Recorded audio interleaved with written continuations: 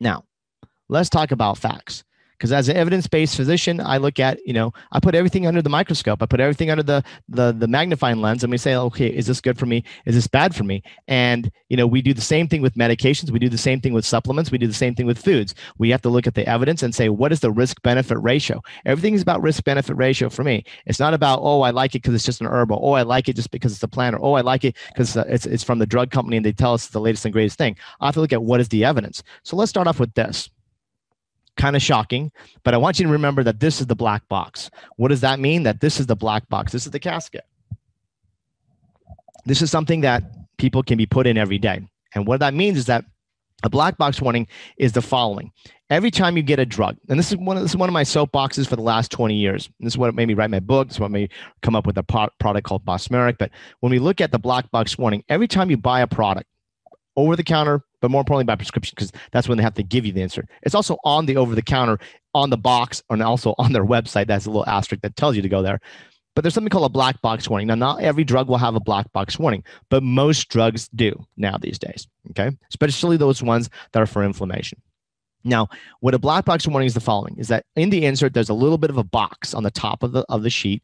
And it used to be like in a black letters or a black font box.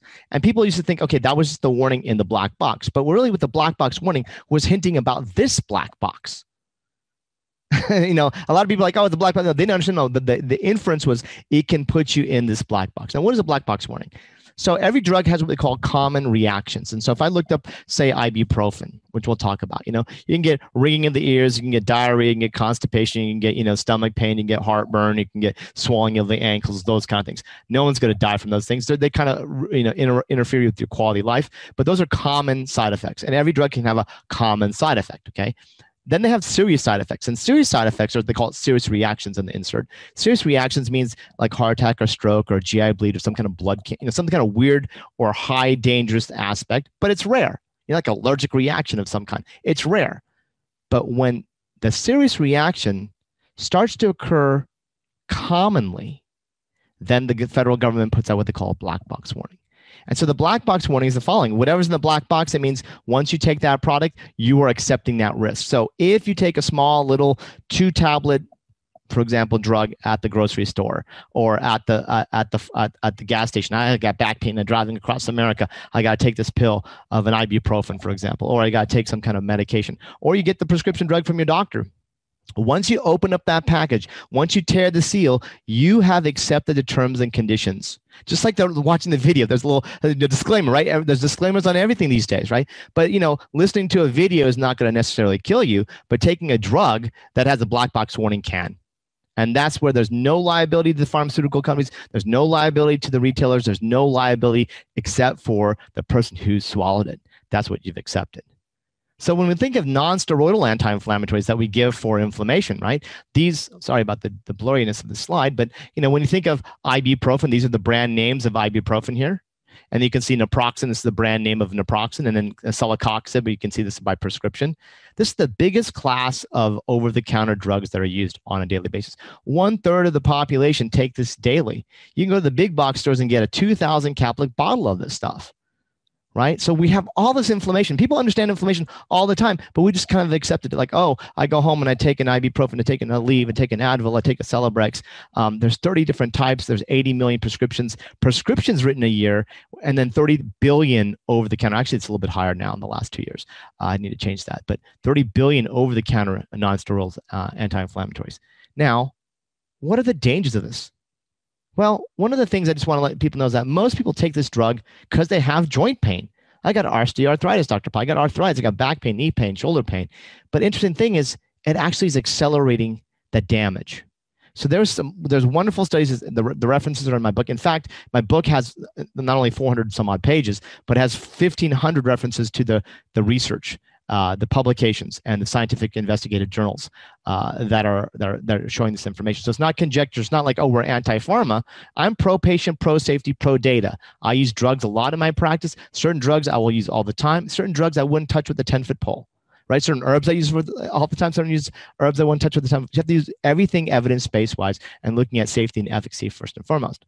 But one of the things, there was a nice study that was done in England. It was a 5-center study done by an orthopedic group looking at X-rays and looking at joint degeneration, groups that are taking the standard amount of ibuprofen daily, and one group that doesn't, having the same comorbid factors, same kind of basic start of arthritis. And it was supposed to be a 5-year study. At the end of the second year, they had to stop the study because the people that were taking the non-steroidal anti-inflammatories of ibuprofen were showing such acceleration of damage between that and the group that wasn't taking anything, that has stopped it due to ethical reasons. What it shows, and now we have tons of research, I'll show that it decreases the joint space, it destroys and inhibits the collagen, the chondrocytes, the glycosaminoglycans, the stuff that makes all the joints soft and tissues and the cartilage there. It actually is degenerating that, it's inhibiting that, okay? And what happens is now we understand in vitro and in vivo. So now in cell culture and animals and now in humans, we have all the data to show that has a negative effect on the cartilage matrix.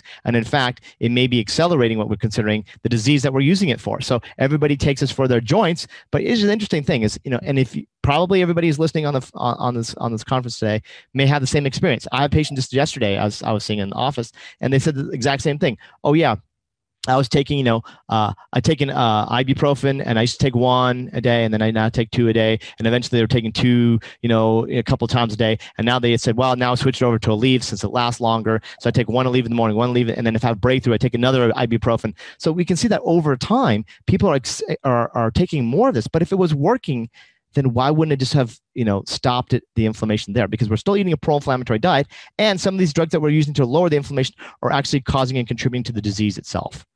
Now, here's the shocker, if you don't already know what I'm setting this up to. All NSAIDs have a black box warning. So if you take ibuprofen, Motrin, Advil, which are the brand names, Aleve, which is naproxen, or Celebrex, or Celecoxib, or any of these other generics of that, it has a black box warning. The black box warning is that you can have a heart attack or a stroke or a GI bleed, ulcer, or a stomach or intestine perforation at any time during use without any warning signs. So you can just take 2 ibuprofen once a month for your menstrual cramps, or just, I was in my car, or I was flying across the country to go to this lecture, and man, the seats in the plane were terrible. My back hurts. So I go to the lobby and I just take an ibuprofen. You can have a GI bleed at that time. You can have a heart attack at that time. You can have stroke. Even if you're plant-based, you can have clean vessels. You can still have a stroke or a heart attack. So we have to be really careful when we take a drug that has a black box warning, because again, if it happens, well, they'll say, well, in generally most cases, they'll say, well, that patient was obese, they already had heart disease, they already had blood pressure, they already had all these comorbidities. Or GI risk, well, they already had a history of H. pylori, they're already over 65, they can take steroids, that's a risk factor. They can have history of ulcers, they have a history of bleeding issues. So they'd always just blame that. High stress even, they'll blame. But they're forgetting this underlying cause that's always in front of us. And those deaths, in my book, we cover the research, because these are conservative estimates that, a scientific group put together looking at all the research. They're not talking about over the counter, and we're not talking about inappropriate use. We're talking about by prescriptions. So as physicians wrote prescriptions in the United States from 1984 to 2009, 300,000 people died from a GI bleed. 300,000 died from this is by doctors writing about. We're not talking about going to the big box stores and just buying 2,000 caplet bottle of this stuff. 1.7 million people went to the hospital, costing $38 billion. So I won't go into all this detail, but how many people? 300,000. I mean, now we're talking about 573,000 or more as of this date of people who died from COVID. Like, we can't imagine these numbers because they're so large. Like, the average person has trouble grasping, like Revolutionary War, War of 1812, Mexican War, Spanish War, Korean, World War I, Vietnam, Persian Gulf, Iran, Iraq, all these wars combined, more people died of the GI bleed. Now more people have died of that plus more with COVID. Right. So we have to understand, like, these are shocking numbers. We get desensitized by seeing these things all the time. But even since 2009 till now, we have another 200,000 almost people that have died from a GI bleed. We're not talking about strokes and heart attacks, just the GI bleed. And 1.2 million people have been hospitalized. So what did the drug companies do? They said, okay, well, here we have this over-the-counter called non-steroidal anti-inflammatory. But they said, let's get further. Let's do something stronger. And correctly so. The thinking and the approach is correct, right? What if we do something, get a TNF blocker? So remember I mentioned something called NF-kappa beta. NF-kappa beta is like this mediator of inflammation. But NF-kappa beta, it's its parent. It's higher. It's just one step above it. So if we block NF-kappa beta, that's like the master switch. It's not, the switch of NF-kappa beta is like the power to your home. You have that little circuit breaker in your home, but that TNF-alpha is like your power plant's circuit breaker. It shuts it all off. Okay, so the drug company said, let's go shut off this TNF-alpha, right? And so these are targeted genetic factors, enzymes, proteins that are specific to inflammation or your disease. So you'll see this all the time. There's almost in pipeline right now in pharmaceuticals, 300 biologics. Every commercial you see on television now is a biologic, right? They end in a MAB or a NIB, NIB, and MAB drugs, right? And so you'll see things for rheumatoid arthritis and psoriatic arthritis and cancers and Crohn's disease, Remicade, Humira, Enbrel. I hate to say these names, but it's easier to say the names, unfortunately, than the scientific names. Herceptin, Rituxan, Avastin, Erbitux, Gleevec. These are all, there's dozens more, right? There's almost 300 that are coming out. But the problem with all of these is they also have black box warnings. Now, why they're so popular is because they make $20 billion a year. It's projected to go to $100 billion because we're going to have a biologic for almost every single type of disease. The problem with the black box warning with these is not just heart attack or stroke. These are serious issues, meaning you can take these drugs for your rheumatoid arthritis, you can take these for your colitis, and you can get lymphoma, you can get a fatal reaction, you can get a hepatitis reaction. These are all cancerous conditions here. It's because when we suppress your immune system, you're more susceptible to get sick. We need to strengthen the immune system, not create a hyper response. Remember, Western medicine is always about suppression, but we have to understand how do we strengthen, and that's where Eastern medicine is really understands immune system functioning. But Western medicine, we always thought about a hyper response, like your body's attacking itself, but that's a misnomer. I need to clear that up right now.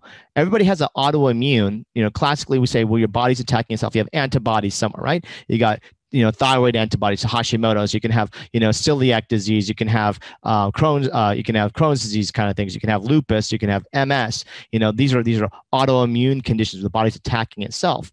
But really, you've been designed and created to live a healthy life. Believe it or not, cell biology shows us that the cells are supposed to be healthy and happy, defending, fighting, fixing, and repairing itself. So it never wants to turn on itself. But if it turns on itself, there's always a trigger. So our job and my goal with working with every patient is looking at, well, what are those triggers? Because your body just doesn't wake up one day and starts punching its thyroid or punching its kidney or punching its central nervous system. There's always a trigger, and we just have to find the triggers. Unfortunately, Western medicine sometimes has just drugs that we give, and we go, here, take this drug, and it take some steroids, which is helpful. We need it, by the way, when people are flaring. Or here's a TNF biological blocker. Let's take that. It will calm the flare, but we have to look at, well, what is causing them to flare to begin with? Where's that fuel leak coming into their body that's triggering the immune system to get so angry that it attacks themselves rather than defending and fighting against others?